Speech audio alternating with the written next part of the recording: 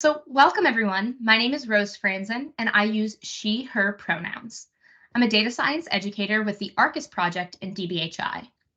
Today's talk is the third in our 5-part series on SQL or SQL. Today's webinar will be recorded, so please leave your cameras and mics turned off until the end, at which time if we have any time available, we'll be able to do some question and answer.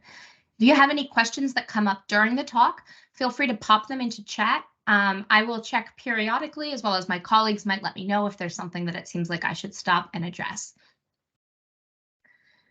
So with that, let's go ahead and get started. So today we'll be learning how to do basic SQL queries on single tables. This is a hands-on webinar, as I mentioned, so we'll be writing some real SQL code. If that sounds daunting, don't worry. I'm going to provide plenty of scaffolding and we're going to work through things together. You're going to learn how to compose simple queries using keywords such as select, where, from, distinct, as, and order by. We'll also introduce you to the use of the limit keyword, as well as cover working with null or empty values using is null and is not null. In order to participate in the code along sections, you'll need to open the following link in your browser, which actually I think Joy just posted, so I won't bother reposting it. Okay. So before we get started, I want to make sure that we acknowledge the original creators of this content. I'm very grateful to Peter and Joy for their work developing the original module that this is based upon, SQL Basics. Of course, any awkwardness or errors that come across in this version today are mine and mine alone.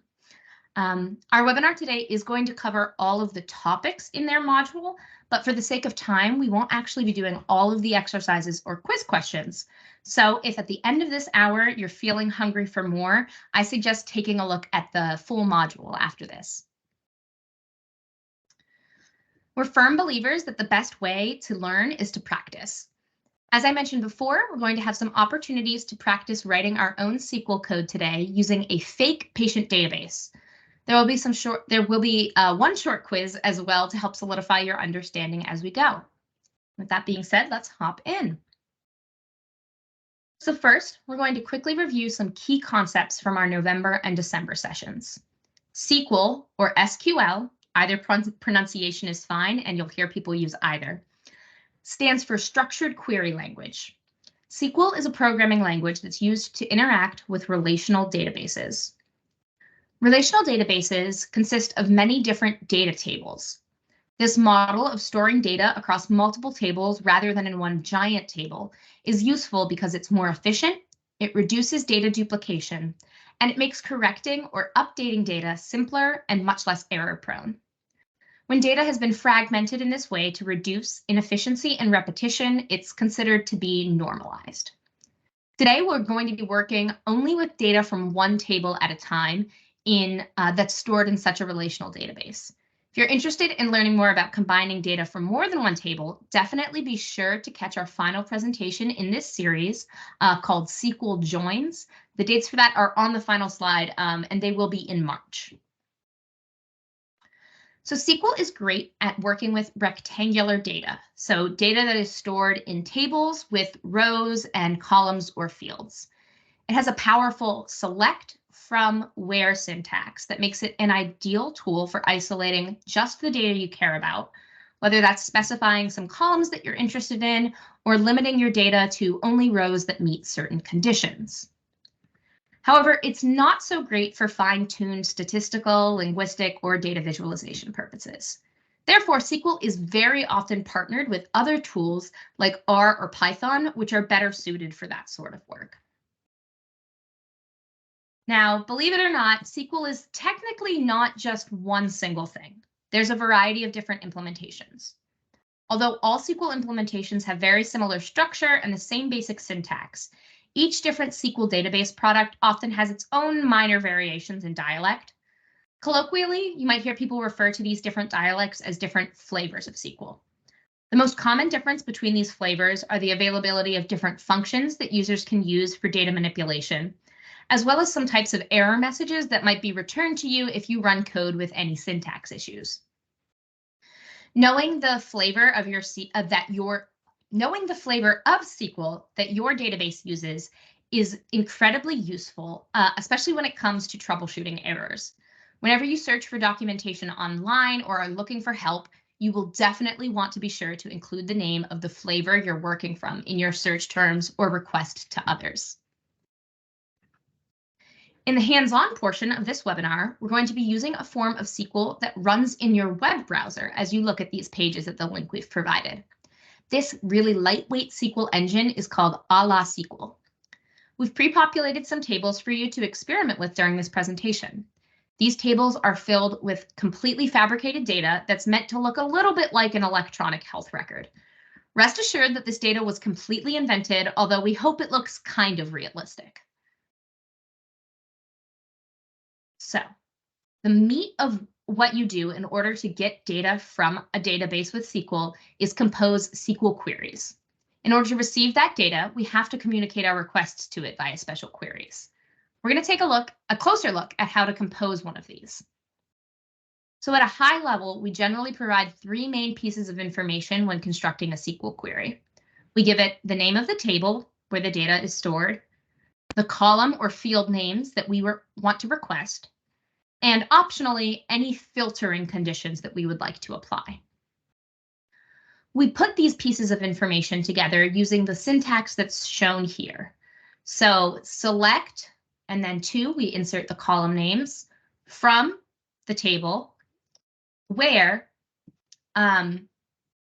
any filtering conditions that we are interested in applying are true. So for example, I went too far, sorry about that. Here are a couple of sample queries. Each of these are just taking place on a single table. Let's take a look at this first one. Select price from products where product type equals fruit. Let me know in the chat from here which of these pieces of information represents the name of the table. So what is the name of the table that we're querying here in this first highlighted query?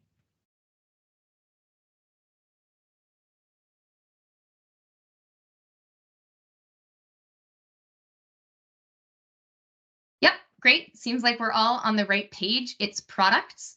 And yep, that's exactly it. One thing to sort of keep note of is that it might feel for some people a little bit unintuitive that we write first the columns before we tell it the name of the table. So just something to keep in mind when you are composing your queries. It feels a little bit backwards, but it works the way SQL processes it.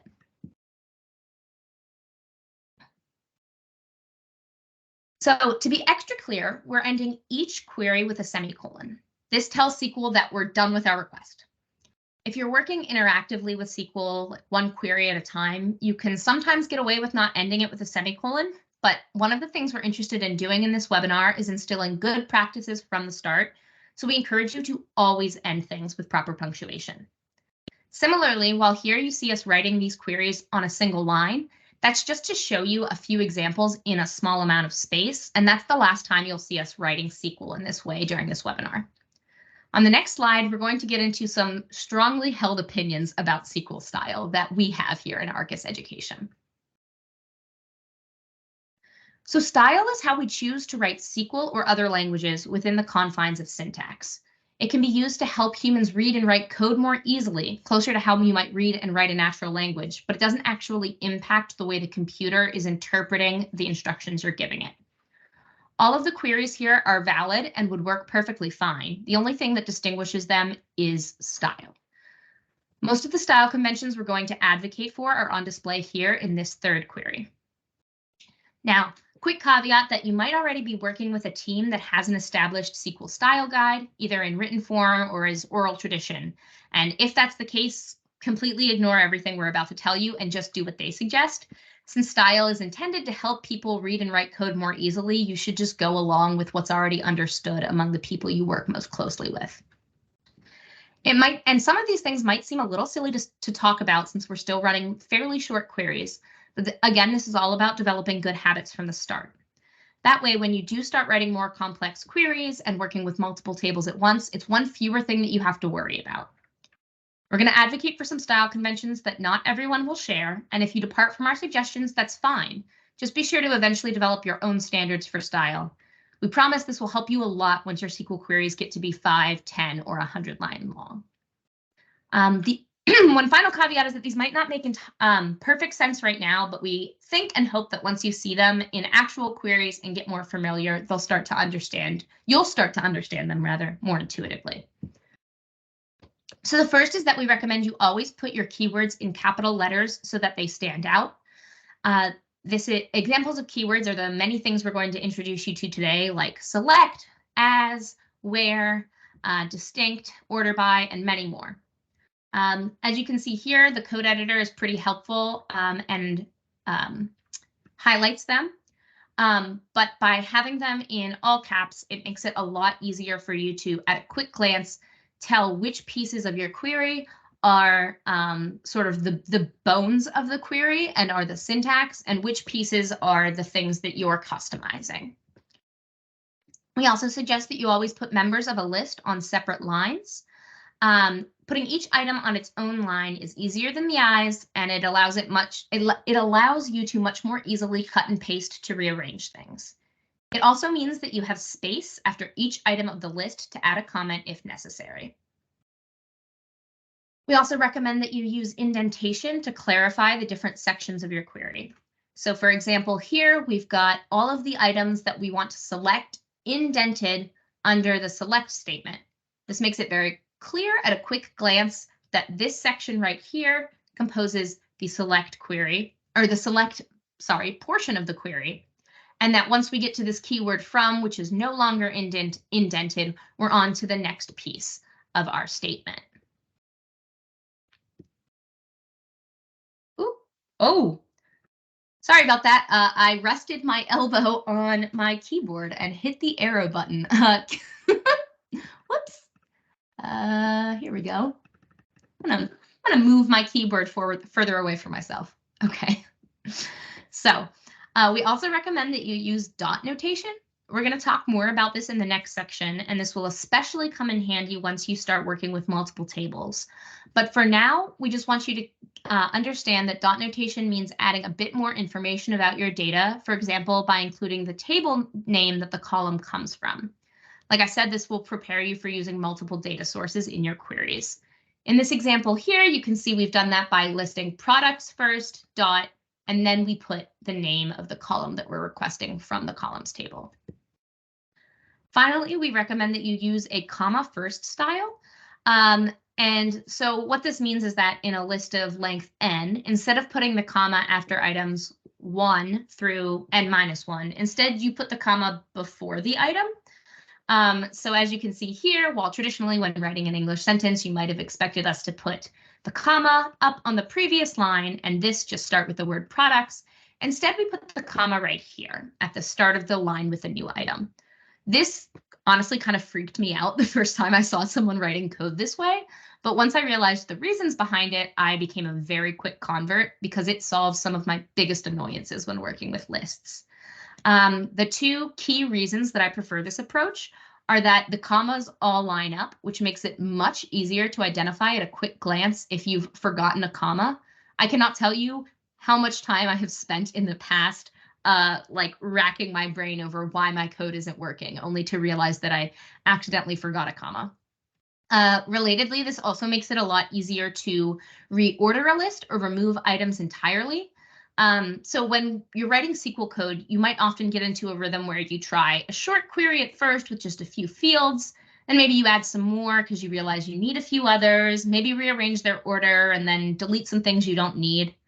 Usually that first item in the list of columns is something of central importance, while others in the list might have a higher likelihood to be ones you may not need or you want to change the order of. So by having the comma first paradigm, you're much less likely to either introduce a missing comma or add an extra comma.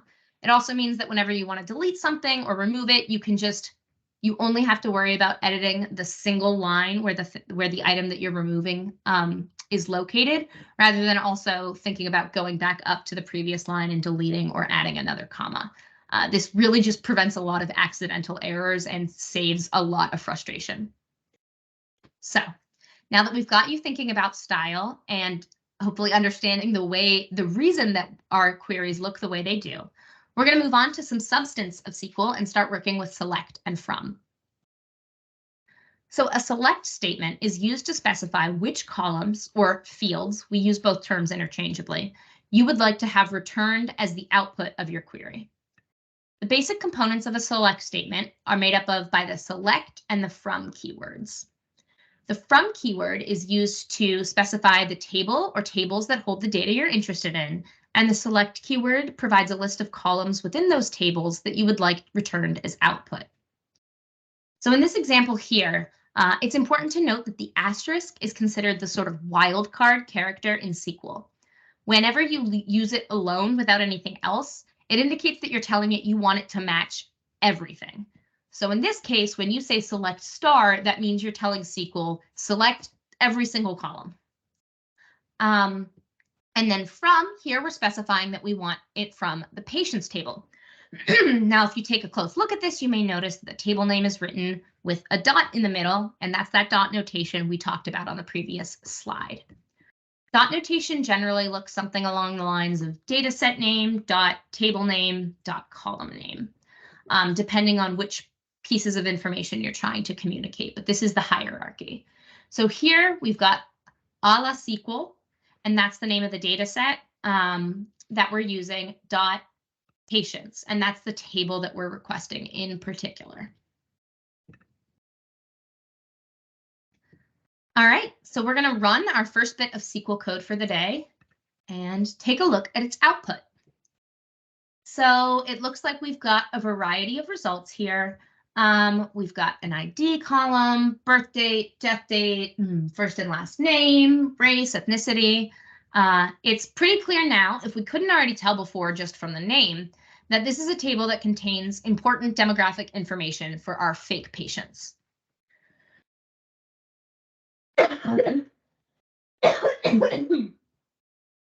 Oh. Oh, sorry about that. Let's move on now to our first exercise. So this is our first your turn piece. Using the code template that we've provided here, complete the code to get all of the fields from the table a la SQL.allergies. It might help if you need to go back to the previous page to look at what we did there and copy and paste it over here and start working from there. So take a moment and try this. When you think you have it, try running the query to see if you get it right.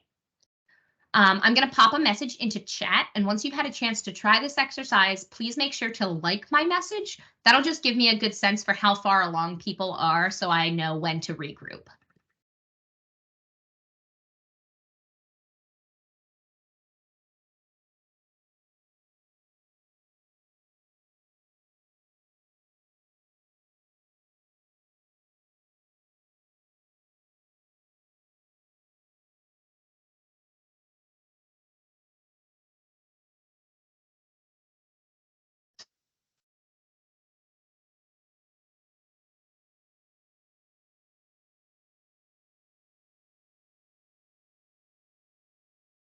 All right, looks like a lot of people have had a chance. And that number is still rapidly rising, so I'm going to wait for another moment or two. All right, I think we've people have had a good chance to give it a shot. So let's regroup. So in order to get this data, what we want to write out is select star, which again, star here is indicating that we want all of the fields. And then a la SQL dot allergies. When you run this, you should see a table with 5 columns: start, stop, patient, encounter, and description. Note that while you would technically get the same results here, if you just wrote from allergies instead of from a la SQL.allergies, for the reasons we discussed before, we really suggest writing your table name out like this. So I'm going to pause briefly and see if there are any questions in the chat. It looks like there was one actually that Joy already answered. So yes, the suggested style was in that third box. So yeah, if you have any other questions, feel free to pop them in. If Joy is able to give them an answer, she will. Otherwise, I will take a chance and look at them again. All right.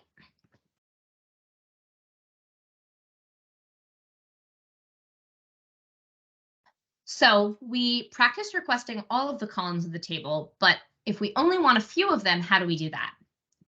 In order to return only a specific few columns, we need to write a comma separated list of the columns that we want after the select keyword.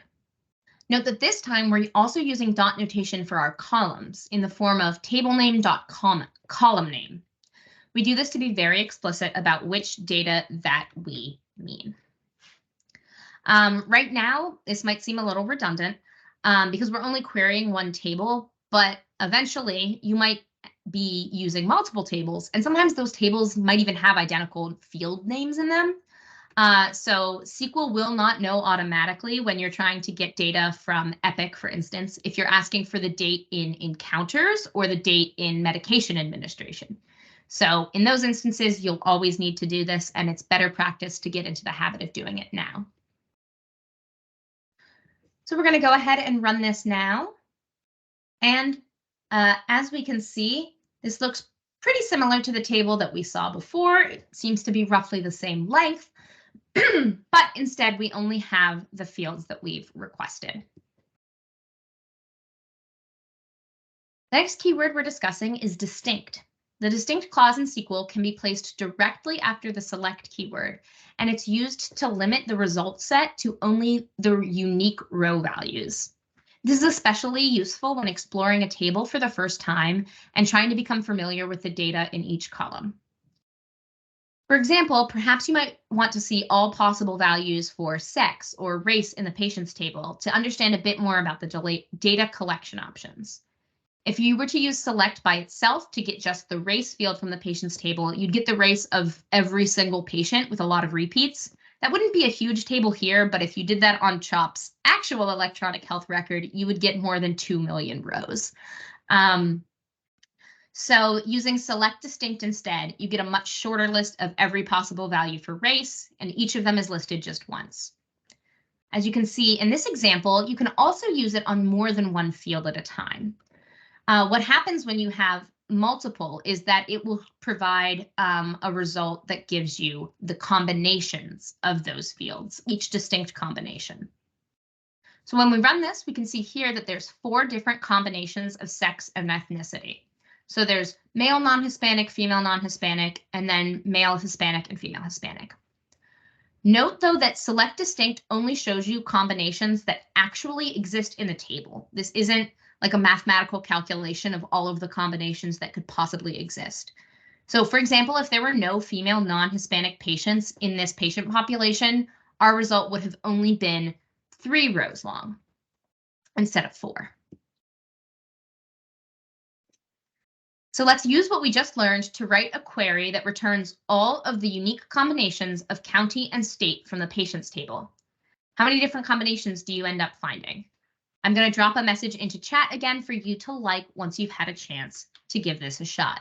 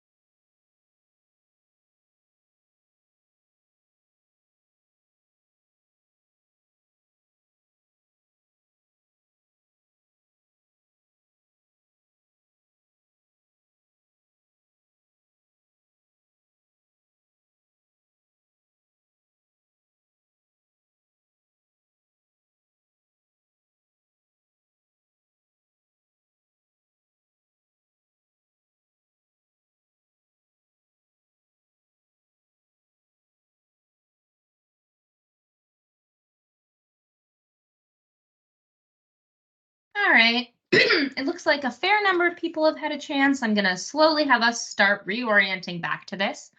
Also, apologies if my screen size was really small this whole time and the text was terribly little. Hopefully it's a little bit better for you guys now. All right, so we are able to accomplish this by running select distinct. And now we're going to specify the columns that we want to get the combinations of. So patients.county, and then comma patients.state. And we're going to ask to select this from the a la SQL.patients table, if I can spell today. And I nearly forgot my semicolon at the end, but I didn't.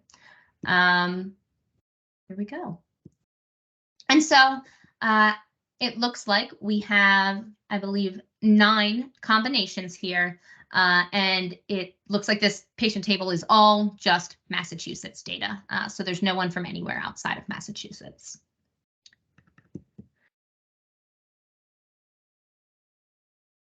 Okay.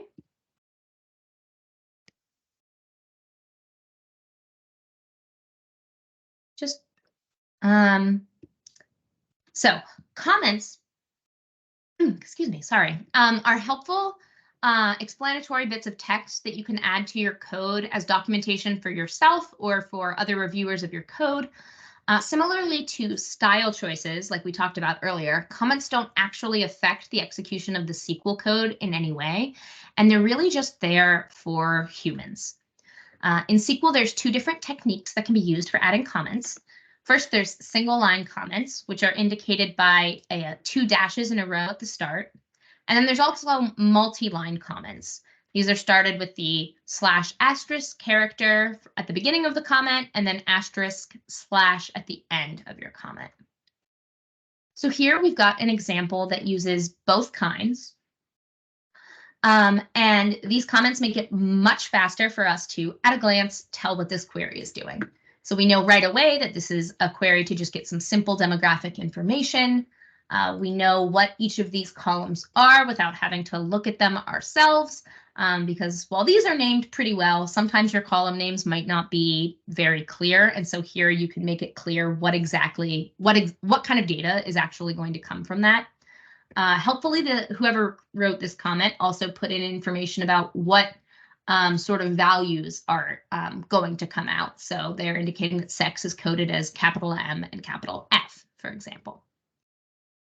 This makes it a lot easier for future you to remember exactly what this query does, and also for someone who isn't you to figure out what's going on. So the where clause, using the where keyword, is a section of your query that's used to specify any filtering logic that should be applied to it before returning any output. It's technically optional, but you'll find that you probably wind up using it a lot. As an example, here's how you'd filter the output to only include records for a specific county. So we're requesting, as we can see, *, that means everything. So all of the data from the patients table, where specifically the patients come from Suffolk County. And if we run this, we can see we wind up with 2 results, and looks like they're both from Suffolk County, which is exactly what we would hope and expect. Although this example shows only one constraint, the where clause can contain any number of filtering arguments that you need. Sorry about that. So here, this example includes multiple constraints, and it's making use of both comparison operators like equals, less than or equals to, not equals to, and logical operators like and or. Helpfully, this query has some comments added in. So since the queries are getting a bit more complex, it's worth trying to describe this to yourself in plain English or your preferred natural language. So I'm going to give everyone a moment just to think through this in their head and see if they can figure out what it's saying. In the meantime, I'll check and see if there's anything that's come up in the chat.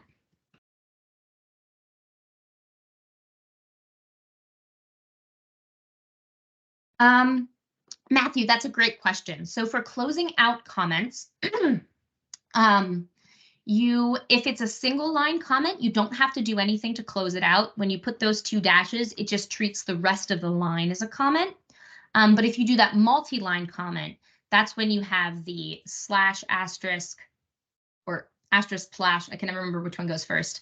And then you can write across as many lines as you want your comment, and then you put the closing symbols to indicate that it's over. And a question about repetitive values is a great question. So you can use distinct for getting rid of repeated values in your data set. But if you find yourself relying upon that frequently, that's probably an indication that maybe something's going on with your data. You should probably try to like figure out why there are so many duplicate rows in your table rather than just sort of using distinct as a band-aid. But we do go into this a little bit more in the full module, which we can provide links to. All right. So those are great questions, by the way. Thanks, guys. So you might have figured out, if you had a chance to think about this while I was talking, that this query is limiting the data to only patients in Suffolk or Barnstable County who are either Hispanic or some race other than white. Let's run it and see if that's actually the case. So as you can see, yep, we get 4 rows back. And looking at the race and ethnicities, yep, none of these patients are white. And the only counties they are from are Suffolk or Barnstable. Barnstable? I'm not sure. They pronounce towns in Massachusetts in a variety of ways. It's Barnstable? Okay, I was correct. Thank you. That was our resident Massachusetts former resident, I suppose. Former resident on the team. Thank you, Elizabeth. So if you look up here, you may notice that there are some parentheses in this query. So there's a set surrounding the bits related to county, and then some surrounding the bits related to ethnicity and race. This is because it's really easy to make a logical order of operations mistake when you're mixing both and or. So it's crucial to include parentheses to show the scope of your and or logical operators. So to see this in action really quickly, I'm just going to remove the parentheses from just the second section and run it again and see what happens. All right, so something definitely changed. Oh, wow. Okay, so we have a lot more, many more rows, and let's take a look and see what they look like. There's a lot of counties that aren't Suffolk or Barnstable, and interesting, though, it looks like in those counties, the patients are never white. And so what is happening here is that SQL misunderstood what we wanted, and it's interpreting this last piece, or patient race does not equal white, as an entire chunk on its own. So it's looking at all of this and it's saying it wants that, or as long as the patient isn't white, you can include them in this data set. And so that's why it's really important to remember your parentheses. All right, we're going to move on to our third exercise of the day. I'd like you to give this a shot to retrieve every field from the patient's table for all male patients who were born on or after January 1st, 2001. Remember that you can write a query iteratively, so you don't have to get this all figured out in one go. So if you're not sure about the field name that holds sex, or if you're not sure, you don't remember whether male was coded as male with a capital M, lowercase m, or if it's just the letter M, you can run other queries first to get that information, and then use what you've learned to write this. So again, same process. I'm going to copy a message in the chat. Please be sure to like it once you've had a chance to give this a shot.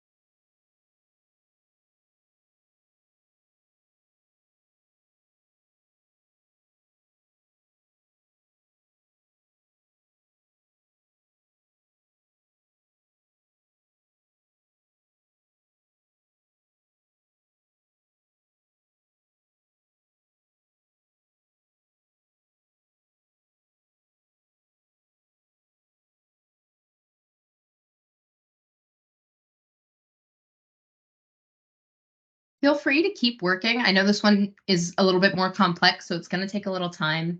But I do also just want to give a hint. If you have something sort of, but you're not quite sure it's right, and you're not sure what's going on, one thing that you might not realize is that you do need quotes around the constraints that you're filtering. So if you're having trouble and you're not sure why something's working, try adding some quotes and see if that fixes things.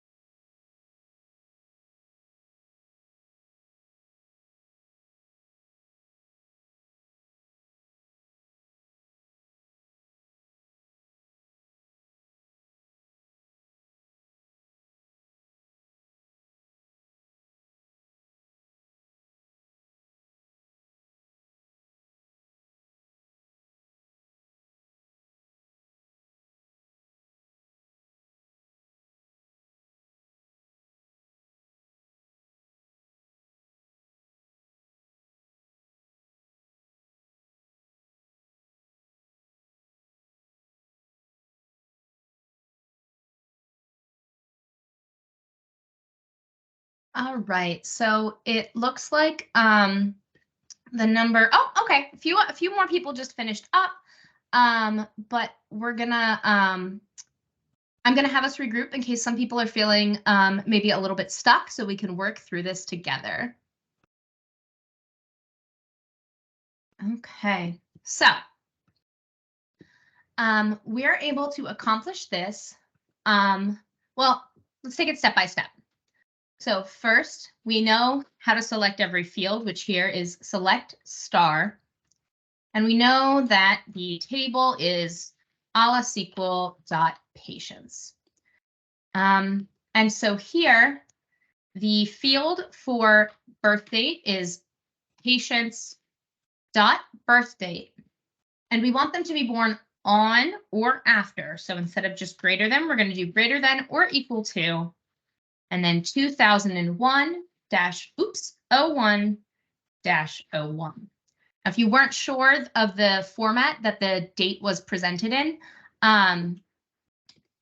this would be one of those moments where you could have done a quick query to take a look at the fields themselves and see how exactly birth date is written out, because there's a variety of different ways someone could have written this. Then we're going to add our AND operator, and we want the patient's dot sex, and we want it to be equal to M. Add our semicolon at the end and hit, oh, I put birthday, not birth date. That would do it. Let's see if it works now. There we go. And so we get a result of two patients that are both male, and they were born in, it looks like 2010 and 2012. I'm gonna, since not everyone, it seems like not everyone had a chance to finish before we started, I am gonna take a peek at the chat really quickly and see if anybody had any questions about this.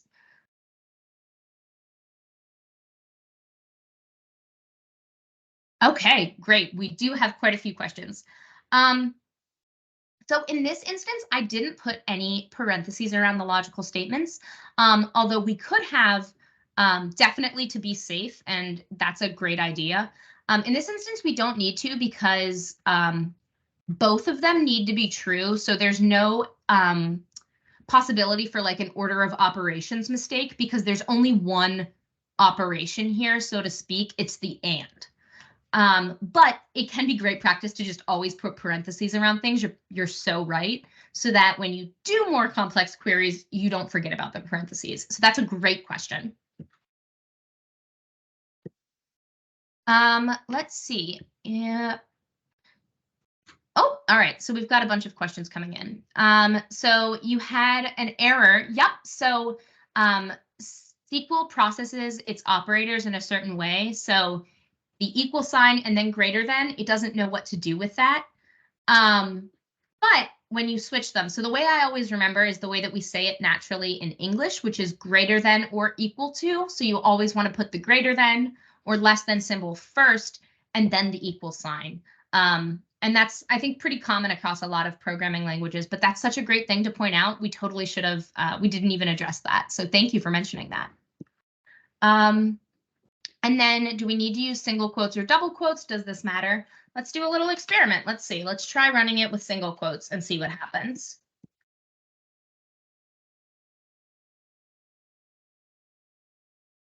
So it looks like it still runs. And I think I'm trying to remember all the variations in the a la SQL, but the a la SQL variation or flavor rather.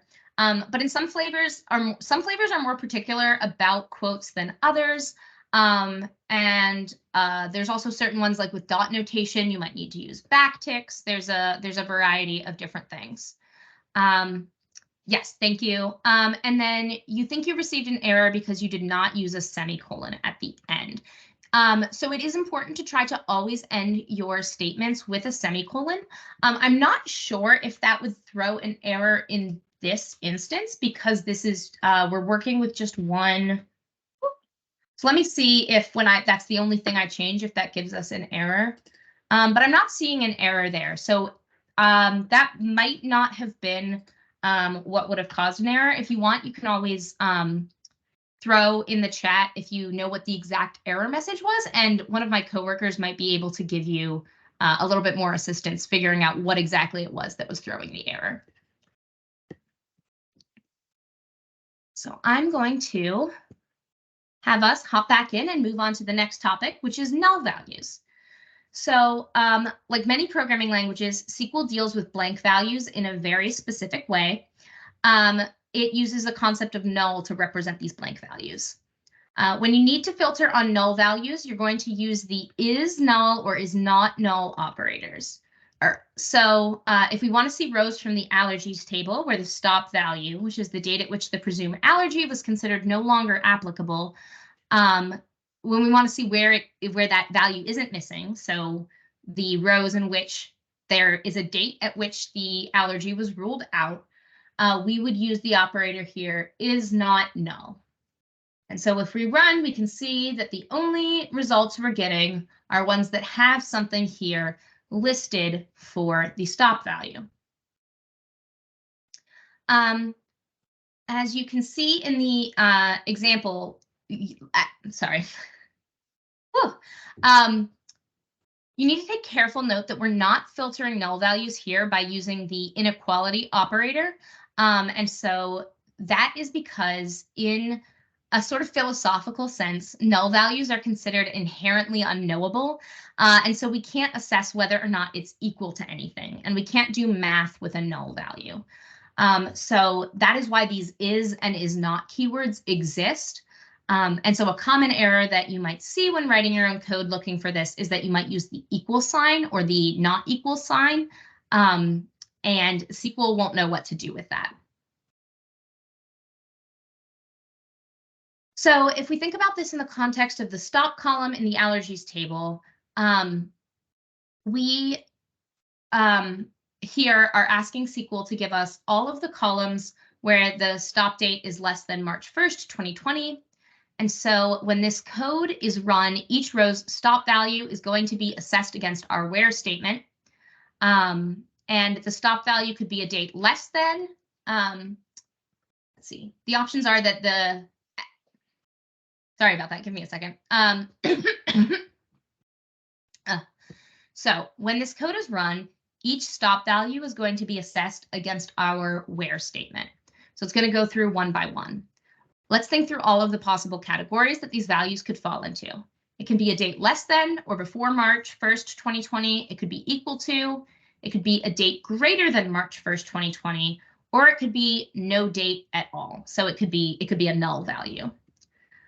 So given what you've learned so far about where statements, filtering, and the fact that null values are considered sort of unknowable and can't traditionally be compared against, what do you think the category or categories that the returned data will fall into? So which of these will be true of the data that is returned? I'm going to drop in a poll, and you can let me know which options you think are true if the poll will load. Launch. Oh, sorry about that. Did not mean to hit an instant poll. So you can, show me what do you think will be the result.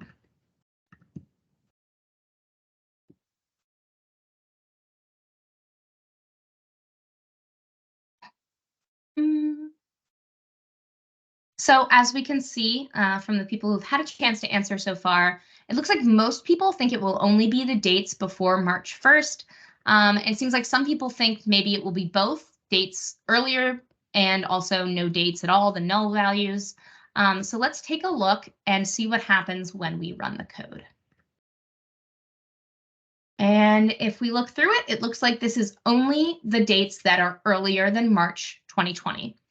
And the reason for that is that obviously the dates that are equal to or later than March 1st are not included because that's in clear violation of the where statement. However, null values are not included because they can't be evaluated by that comparison operator. The fact that nulls aren't included in comparisons is a very subtle distinction that can drastically alter the output of your SQL statements. So this can be really important when writing inclusion and exclusion logic and thinking about what cases belong in your data set. So always keep in mind that you might have missing values and consider the impact for your selection of rows. If you wanted to return both, then you would need to do something like have something for the comparison and then also include null values.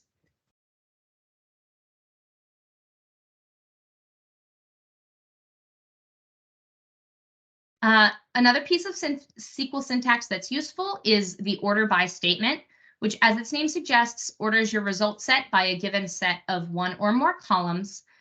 When listing columns in the order by statement, you can specify that they be sorted either in ascending or descending order. By default, all of them are sorted by ascending if you don't give it any input. And if you list more than one column, it will sort first by the first column you provide, and then within that column, it will sort any ties by the second column provided. So here, this code is first sorting by county, and then within each possible value of county, it's sorting by ethnicity. It might look at first like it's not doing that, but actually it's just the case that quite a few counties don't seem to have any Hispanic patients in the data set. So by the time we get down to Essex County, you will see that it does repeat and you've got your non-Hispanic and then Hispanic, and so it's sorting there. About that. The limit clause can be used to limit the result set of your select statement to a maximum number of rows. And this is achieved by adding the word limit as the last line of your query, followed by the number of rows you want your result set to be limited to. This is really useful when first exploring tables you're unfamiliar with to just show you a quick glance at the table so you can get a quick grasp of the contents of the whole table. Without limit, a large table can take a really long time to return all of its results. So here, we're getting all of the information from the patient table that we asked for, like all of the columns, but it's just showing us 3 of them. Finally, you can alias using as. And so in SQL, it's possible to assign a custom name, usually some sort of shortened name, to a table or a column using a technique called aliasing. Aliasing tables is especially helpful for long or complex queries involving many tables. So if you're using one that involves the patient's encounters and diagnosis table, you might want to shorten them like we're showing on the screen. And aliasing columns can be helpful when you query data with either confusingly named columns or columns that exist in multiple tables. So like that stop column in the allergy table might be a little bit confusing. And so you can instead clarify and alias that as ruled out date, which makes a little bit more sense. These are assigned by placing the as keyword after your first reference to the thing that you want to alias, and then you apply, or you indicate what you want it to be aliased as. So in this example, we see that we're doing state to state name, ID to unique patient ID, and then the patient's table is just P.